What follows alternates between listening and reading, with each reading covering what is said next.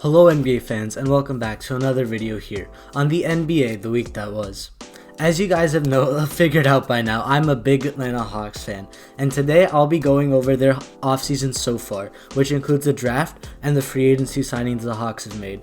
General Manager Travis Schlenk has made some great decisions in this offseason, and it's made me so excited as a Hawks fan for this upcoming 2020-2021 NBA season. So let's get right into the video. I'll start off by talking about the draft, and then I'll get into the free agency signings. As some of you may have seen, I had made a video prior to the draft detailing who I want the Hawks to pick. I wanted them to pick either Deni Avdija, a 6'9" small forward / power forward from Israel, or Tyrese Halliburton, a 6'5" shooting guard from Iowa State. They were both players I thought would fit perfectly with the Hawks, and I thought they would have been the perfect draft picks. However, Travis Schlenk took a different direction in the draft and ended up picking Onyeka Okongwu with the 6th pick. Okongwu was a center from USC. He's 6'9", and he played with LaMelo Ball, Lonzo Ball, and on that famed Chino Hills team back in high school that really shocked the nation and ended up winning being the best high school team in the nation. Onyeka is an interesting fit with the Hawks. We definitely needed his defensive abilities. He's arguably one of the best defensive, if not the best defensive player in this draft, with his ability to be mobile at such a big, he's really big. He's around 250 pounds, 6'9", yet he's so mobile, so versatile, and can guard multiple positions, and we saw that in USC when he had the ability to guard both the guard and the center, or the big man or the guard in the pick and roll. He has the ability to go out, disturb shooters, and stay in the plate and be a mean presence in the paint. His best attributes are his shot blocking and his rebounding. The Hawks needed a guy like that. While John Collins is one of the most talented offensive big men in the league, he really struggled on the defensive end, and he's only gotten incrementally better. Not as good as we wanted him to be on that end. We did bring in Capella at the trade deadline. However, I really like this Onyeka Okongwu draft pick because he really gives us a young piece moving forward who's going to be the defensive identity of this team. He can really be a spark plug on that end, making some big plays, getting those blocks, making those high energy plays that really fuel our transition-based offense that Lloyd Pierce runs in Atlanta. Combined with Nate McMillan, a coach the Hawks hired as an assistant who is a defensive-minded coach, Okongwu is going to thrive in this Hawks system as the main defensive presence, especially to close out games. I truly feel that he will be the closing big man for the Hawks alongside John Collins in close situations, and his ability to block shots, be a great perimeter defender at such a big size. He's going to be a perfect pick in this Hawks franchise. We also had the 50th pick in the draft, and we picked up a shooting guard from LSU whose name is Skylar Mays. He isn't the most flashy name. There were some flashy names available. Cassius Winston was a guy I thought the Hawks might draft to provide a backup point guard presence that we desperately need. However, we really covered that in free agency, which I'll be talking about later.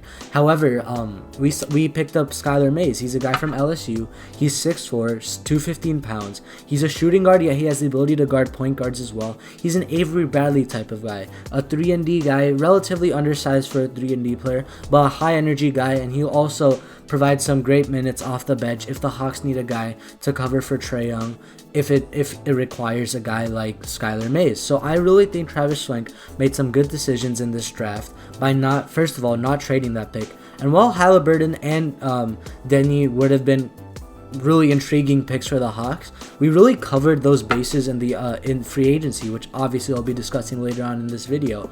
I really like Okongwu and Skylar Mays coming to the Atlanta Hawks for the 2020-2021 NBA season.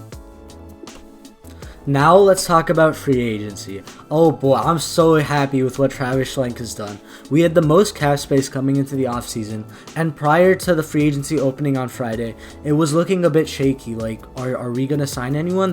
Rumors were there, but it didn't really look like. It looked like other teams were going to go for the players that we wanted.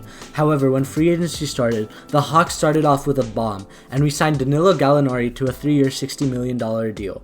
I feel Gallinari is going to be a great fit for the Hawks. We desperately needed a veteran presence for our bench, and Gallinari provides that perfectly. We only had Vince Carter last year, and the veterans we did have, they weren't the best. Evan Turner, Jabari Parker, while they do provide veteran experience, they don't provide veteran presence on the court. However, Gallinari proved that he is still a capable NBA player last year with the Oklahoma City Thunder, averaging 18 points while still shooting 40% from 3.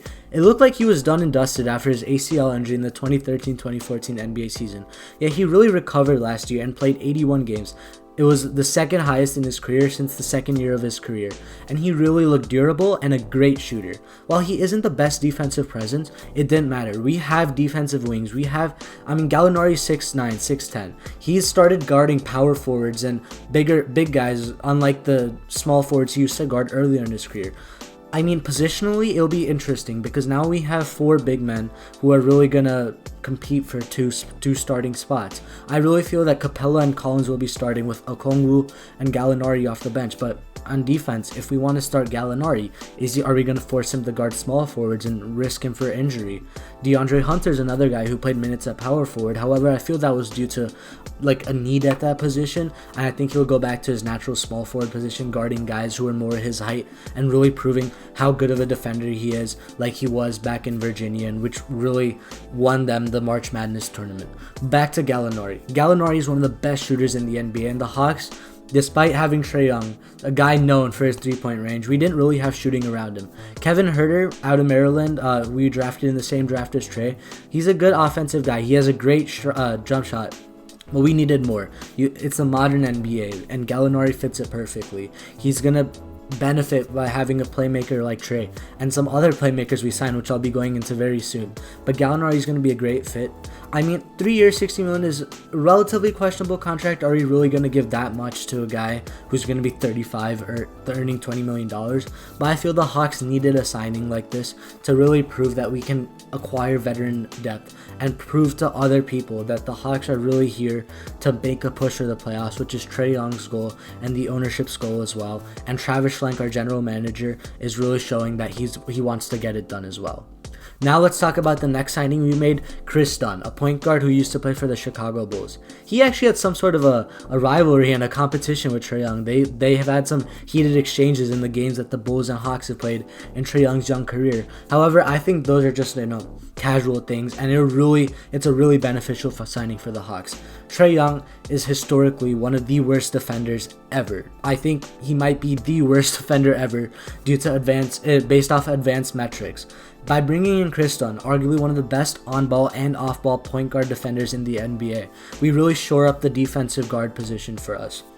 Cam Reddish, even though he's 6'7", has the ability to guard positions 2 and 3, so he really is a defensive guard for us, but we had no one around him. Chris Dunn provides that defense. While he is a massive offensive liability, it really won't matter considering the next signing we made, because he'll obviously be coming off the bench, but whenever we need defense, we need to stop an opposing star point guard. We're playing the Nets, Kyrie Irving, we're playing the Warriors, Steph Curry. Chris Dunn's going to be that guy, hounding them, harassing them. He was top 5 in steals in the NBA. He has great hands, great defensive awareness, and is going to be a great pickup for the Hawks. And who knows, our developmental staff might really regain that jump shot we saw glimpses of in college and throughout the NBA. And if he does that, he'll be a great addition for the Hawks moving forward, given he's only 26 years old, and he fits the timeline of this Hawks team.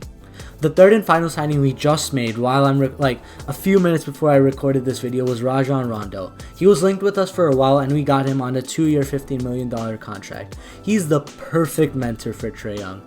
Rondo has 2 championships, has always been known as one of the most vocal and outgoing players in the NBA, has always wanted to be the leader of his team, and he ends up in a perfect situation for him. He'll come off the bench, he won't have the offensive load that he used to have 2 or 3 years early in his career where he's forced to score and play make. He's going to be a sole playmaker off the bench for us, and really just going to be a mentor for our younger players. Rondo has the experience. He has the playmaking. He's going to be a perfect mentor for Trae Young. And in the prime of his career, one of the best defensive point guards as well.